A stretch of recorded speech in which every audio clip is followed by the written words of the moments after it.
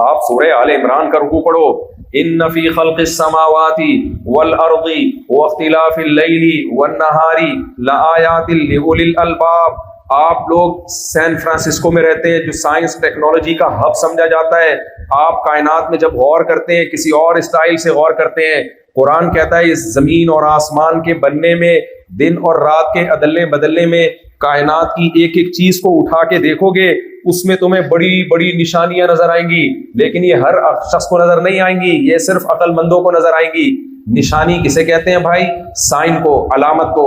علامت وہ چیز ہوتی ہے جسے دیکھ کے کسی دوسری چیز کا وجود سمجھ میں آئے۔ آپ سے کسی نے پوچھا سورج نکلا ہوا ہے، آپ نے کمرے کے اندر بیٹھے بیٹھے کھڑکی میں جھانک کے دھوپ کو دیکھ کے بتا دیا ہاں نکلا ہوا ہے۔ اگلا کہتا ہے کم بخت تو نے سورج کو دیکھا تو ہے نہیں جا کے، تو یہاں بیٹھے بیٹھے اتنے یقین سے کیسے کہہ رہا ہے کہ سورج نکلا ہوا ہے؟ آپ جواب میں کیا کہو گے بھائی؟